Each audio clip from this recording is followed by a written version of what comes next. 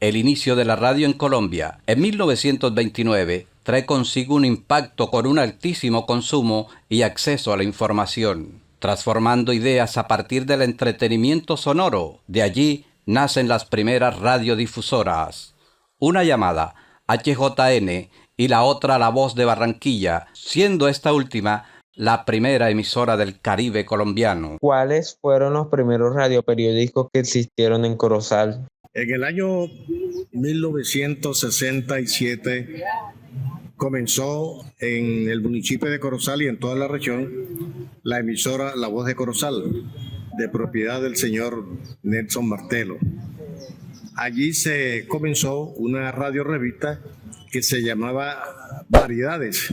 La dirigían los periodistas de ese entonces, Cristóbal Boza Abadel, José Boza Abadel, Guillermo Barrio, William Araujo, Gabriel Castro Millán, Carlos Bula.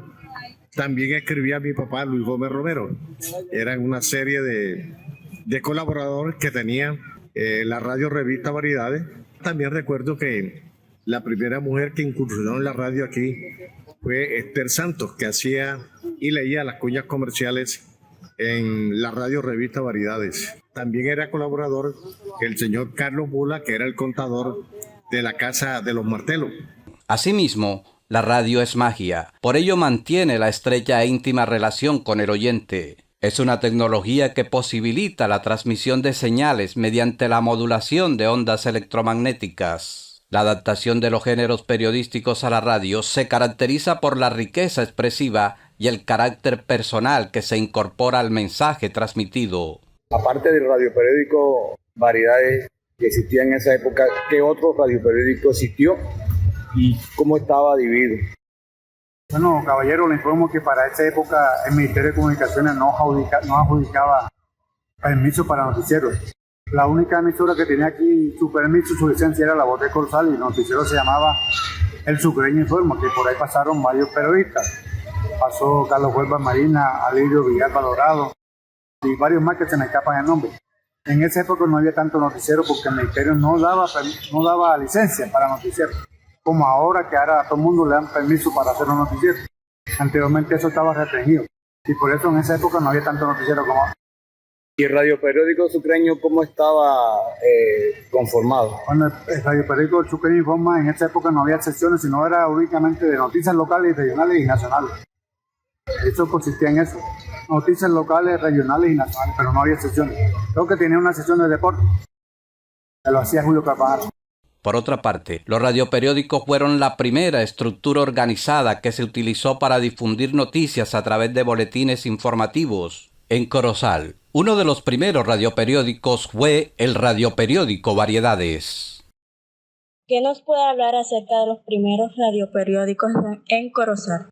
En torno a lo que tiene que ver con los radioperiódicos, el primer noticiero que se tiene conocimiento en Corozal, y es precisamente por la aparición de la emisora La Voz de Corozal, es el noticiero Variedades en esa emisora, en donde no solamente se difundían noticias, sino que también se le daba participación al folclore a través de las décimas que presentaba uno de los participantes, uno de los presentadores de este programa, que era el abogado William Araujo Everest. La radio tenía la ventaja de la inmediatez y la posibilidad de transmitir de manera remota y en vivo desde el lugar de los hechos.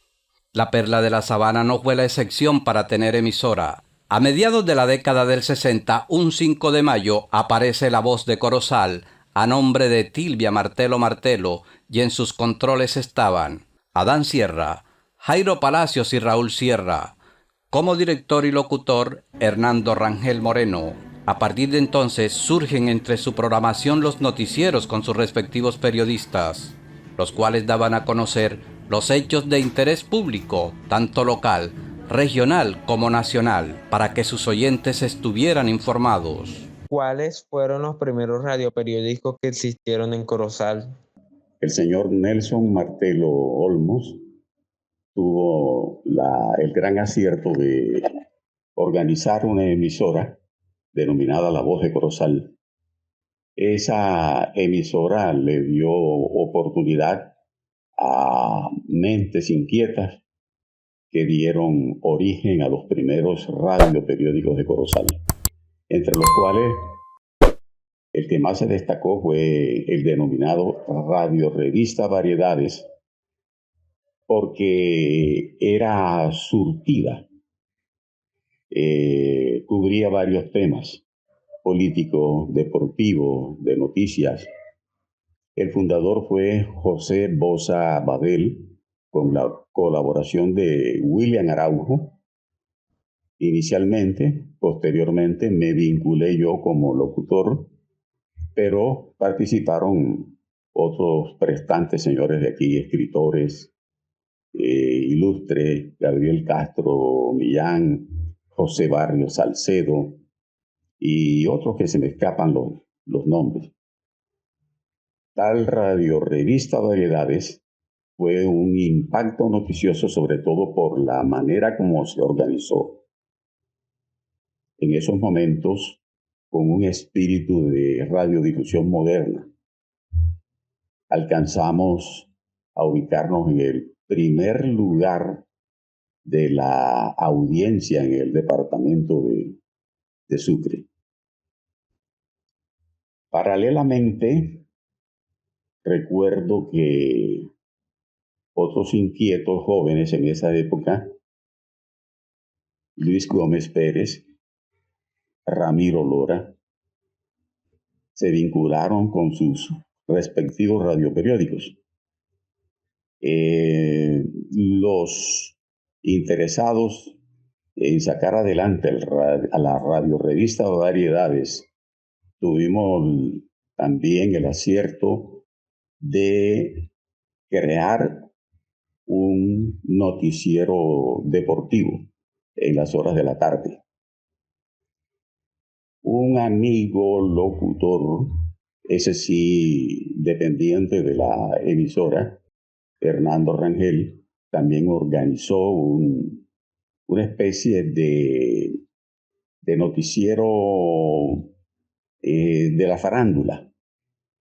En ese noticiero se originó la idea de los carnavales de Corozal. ¿Por qué en la actualidad se han acabado los radioperiódicos en Corozal? Es un cambio por la tecnología.